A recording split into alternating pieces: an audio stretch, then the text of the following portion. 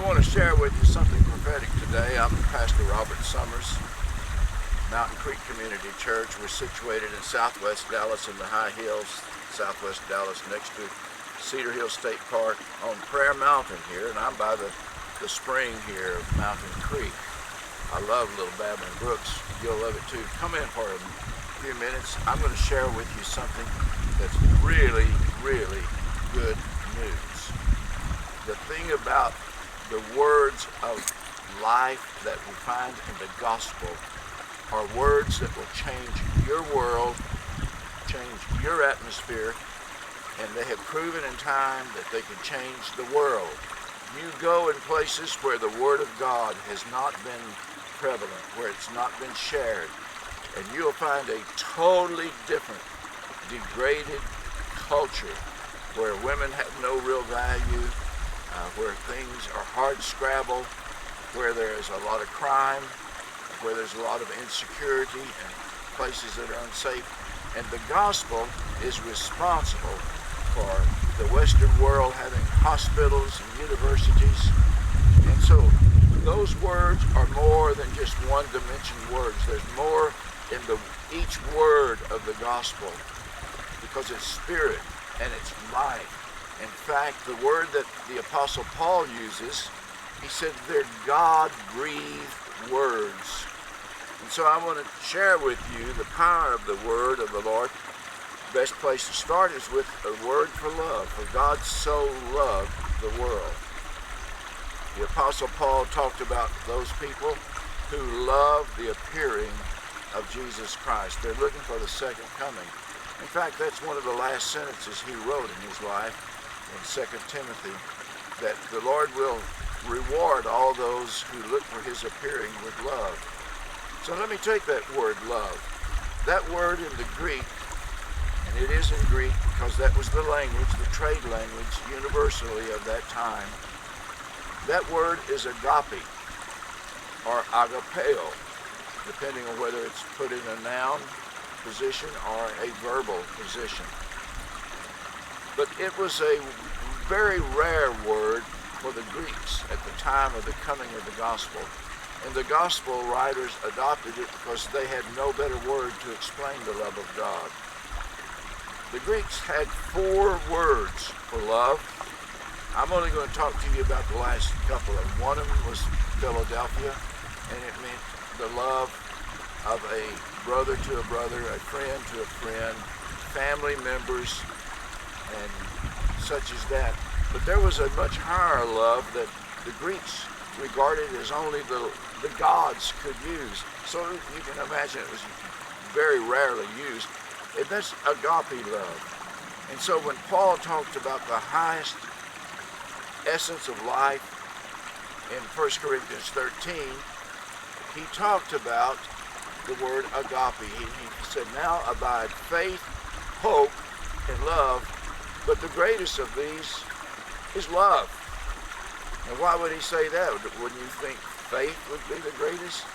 No, because love will carry us even after we've lost faith, after we've been disappointed, after we've been brokenhearted. Love will still carry us. Let me give you a quick example. We just talked about the resurrection. We just had an Easter video just last week. And there's the story in the Gospel of John, how that Mary stood by the tomb of Jesus, little knowing that he had already been raised. All the other disciples had, in fear, scattered, and in disappointment and the loss of hope and faith, they had scattered. But because this little woman had been delivered from many demons by the power of Christ, she loved Jesus, not in a phileo type of love, but she loved him with an agape love. And so she stood by the tomb. And when Jesus was raised from the dead, this little lady, Mary, was the first that he spoke with in his resurrected form. So let me tell you a little bit more about love. When I was a social worker living in Houston, I was down in the poorest area of Houston. In those days, they didn't have a whole lot of welfare, social agencies, and there was a little rough-looking kid that just looked like no one loved him at all, who was a shoe shine boy. He went up and down Market Street Road where I worked, near where I lived. And he had a little blind brother that tagged along with him, and he would lead that brother around. This little boy couldn't have been more than 14 years old, and the little brother was about 11. And I was in a store one day trying to get something that was new. I wanted to surprise my wife. She was coming home out of the hospital. It was the only time in her life she's ever been in the hospital. And so I was in this store, and I was checking out, and I hadn't even looked up. I was so self-absorbed. But I heard pennies and dimes and nickels spill all over the counter right in front of me. And I looked up, and it was that little shoe shine boy with his little brother, and he had bought his little brother a new pair of shoes. They were both barefooted, but the little brother held to those shoes. He was blind, and I could see a grin on his face as he held those two shoes. They were not in a shoe box. They were hugged up against his very bosom. And that little boy counted out his money, and he was 71 cents shy of having enough. And I just had a little bit in my pocket. I was trying to get a gift for my wife. And I thought, well, we can wait on the gift. I've got to cover this little kid. So I stepped up to tell the clerk who had called the manager. The manager comes up, and I offered to pay the 71 cents difference. Put my gift back that I was getting. And the manager said, you know, you won't have to pay. He said, I know the owner of the store. He knows this little kid. And he keeps those kids in clothes. He loves little kids, and you won't have to pay anything.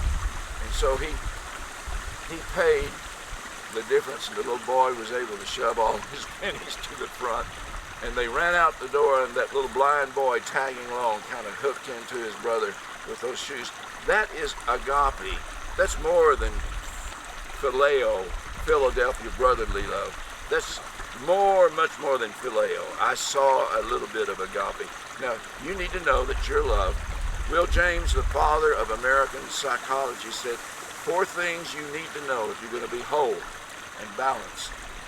You need to know who you are. You need to know where you're going. You need to know that you're loved, and you need to know that you can love. Those are the 4 fundamentals of your soul need.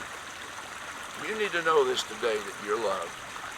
Come and be a part of the fellowship here on Prayer Mountain and find people who love one another, regardless of who you are, what culture you're out of, what your needs are, how far messed up your life is. Just come on out and you'll find people who love you.